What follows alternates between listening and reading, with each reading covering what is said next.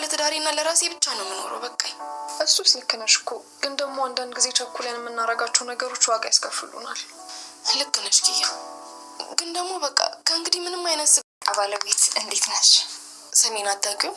አይ እሱማ አውቀዋለሁ፣ ግን ያው እንዴት በአክብሮት መጥራት እንዳለብኝ ስላላወቅኩ ነው።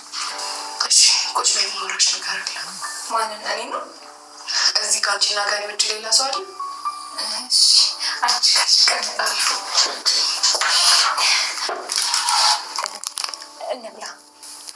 አይ በቃኝ፣ አመሰግናለሁ። እሺ እውነት እንኳን ማልወድሽ በጣም ስለምወደው ብትወስጂ ኑሮ ይከፋኝ ነበር። ያው ስራ ሰርቼ ገንዘብ ለማግኘት ነው። ፍቅረኛ አለሽ? ይሄን ነገር ከስራዬ ጋር ምን አገናኘው ታዲያ? በደንብ ያገናኘዋል እንጂ። እሺ ያው መልሽልኝ። አይ የለኝም። ለነገሩ እንዴት ይኖርሻል?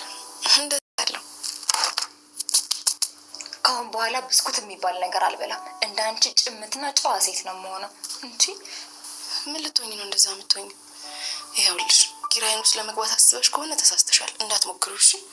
እንዴ ቆይ ምን ላደርግ ነው እኔ እሱ አይን ውስጥ የምገባው? የራሴ አዳሚ አይን ውስጥ ሄጄ ገብቼ ጠለቅ ለማለት ነው እንጂ እንደሱ ይሻልሻል። የናሆም አባት ምህሩ ማውራት እንደምትችል ሲያቅ ምን እንደሚል ነበር ግራ የገባው። የብዙዎቻችን ደስታ ምህሩ ስለ ዳነች ነው። ጽናትም በጣም ነበር ስሜታዊ ሆና ስታለቅስ የነበረው። እንዴት ይሄ ነገር ሊሆን ቻለ ብላ ነበር ያለቻት ለህዊ ለቤት ሰራተኛዋ ናሆማ። እኔ ማስታወስ ወይንም ደግሞ መናገር መቻሌን እኔ እንደዳንኩኝ ናሆም ማወቅ የለበትም ብላ ነበር። በስልክ ደውላ ያናገረቻት ሴት ማናት? በናሆም እና በምህሩ መሀል ላይ ገብተው ትዳራቸውን ለማጋጨት ለማበላሸት እየሞከረች ያለች ሴት አለች። ያችን ሴት ማናት? ሶሲ ወይንስ ደግሞ ሌላ ሰው ወይንስ ህዊ ናት? በሌላ ሰው እያስደወለች እንደዚህ እያደረገች ያለችው በጣም ትልቅ ጥያቄ ፈጥሮብኛል። ምን እንደሚፈጠር እውነቱ ምን እንደሆነ በደንብ አብረን የምናይ ይሆናል። ሰላም ውድ የተከበራችሁ የቻናሌ ተከታታዮች እንዴት ናችሁ? ከኔ ጋር ሁሉ ሰላም ነው። ሰላማችሁ ይብዛልኝ ባላችሁበት ውድ ቤተሰቦቼ። ለቻናሌ አዲስ ከሆናችሁ ሰብስክራይብ አድርጋችሁ ቤተሰቡን ነባሮች ዌልካም እንኳን በሰላም መጣችሁ ብያለሁ። ተወዳጁ የጽናትን ድራማ ይዤላችሁ መጥቻለሁኝ። እንግዲህ ያው ተለቋል። ቶሎ ሲለቀቅ እኔም በስልክ እየመጣሁላችሁ ነው ማለት ነው ተመልካቾቼ። እጅግ በጣም አወዛጋቢ ነገር ተፈጥሯል። ምህሩ ለምንድን ነው ለናሆማ መናገር እንደቻለች እንደተሻላት ማሳወቂያ ያልፈለገች የሚለውን አላውቅም። ብቻ ግን በስተመጨረሻ ጽናትና የናሆማ አባት እንደተሻላትና ማውራት እንደቻለች አይተዋል፣ ወይንም ደግሞ እንግዲህ ሰምተዋል። አውርታቸዋለች፣ አናግራቸዋለች። ስለዚህ ናሆማ የማይሰማበት ምንም ምክንያት የለም።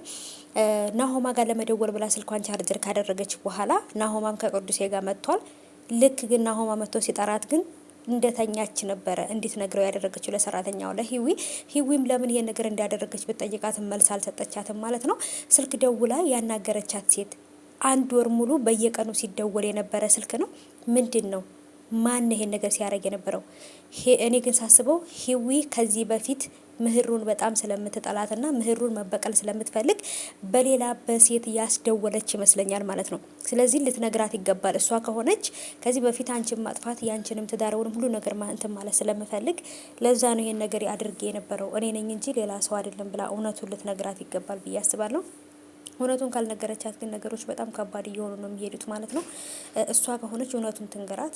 እሷ ካልሆነችም ደግሞ እንግዲህ ማን ነው ይሄን ነገር በእነሱ መሀል እየገባ ያለው? እነሱን ለማጣላት እየሞከረ ያለው ማን ነው? በጣም ትልቅ ጥያቄ የፈጠረብኝ ነገር ነው። ኢዛናም የቤት ሰራተኛውን እንግዲህ እኔ ስለወደድኩሽ ስላፈቀርኩሽ ነው እንዴ በሌላ ወንድ እንደዚህ የምትቀይርኝ በየመንገዱ ሁላ እንደዚህ የምታረጊው ብሎ በጣም ነበር እንትን ሲላት የነበረው። በጣም ነበር ከልጁ ጋር የተጣላው።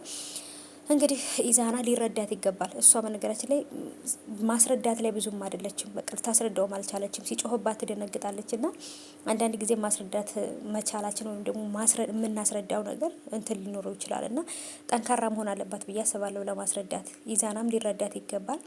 ጽናትና ሀና እንግዲህ ሀና አሁንም እንዳንቺ አይነት ቆፍጠር ያለች ወይም ደግሞ ኮስተር ያለች ቆፍጥን ያለች ሴት ነው መሆን የምፈልገው ብላታለች ለጽናትና እውነት ለመናገር ሀና እንደ ጽናት በጭራሽ ልትሆን አትችልም። ምክንያቱም ሀና በጣም ፈጣን፣ በጣም ቀዥቃዣ፣ በቃ ሁሉን ነገር የለም ያዝ ለቀቅ የምታረግ በቃ ውሃ ብሏት ማለት ነው። ሀና በቃ እንደፈልገች እንትን የምትልና በጭራሽ ሀና እንደ ጽናት ልትሆን አትችልም።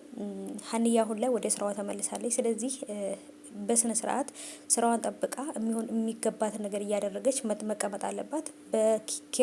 በኪራ ቢሮ ውስጥ ጭራሽ መግባት የለባትም ሀና። ምክንያቱም ጸባዩን ስለምታውቅ ነገሮችን ስለምታበላሽ ወደ ኪራና ወደ ጽናት መቅረብ አለባት ብዬ አላስብም። ልትጠነቀቅ ይገባል። እና ምህሩ የደወለችላት ወይም ደግሞ ስልኳ ላይ ስትደውል የነበረችው ሴት ማን ትመስላችኋለች? ማናት ያችን ሴት ወደ ምህሩ ስልክ እንዲደውል ስታረጋት የነበረችው? ምክንያቱም ምህሩ ታማ አይደለም ውሸቷን ነው እያስመሰለች ነው ብላ ስላሰበች ህዊ በሌላ ሰው ስልክ እያስደወለች ነበር የሚመስለኝ። ህይወት አስታውሳ ለምህሩ ልትነግራት ይገባል። ምክንያቱም ምህሩና ናሆማ ከመጣላታቸው በፊት ብዬ አስባለሁ። ብቻ ግን ምህሩዬ ስለተሻላት በጣም ደስ ብሎኛል። መጨረሻውን እንግዲህ አብረን የምናይ ይሆናል።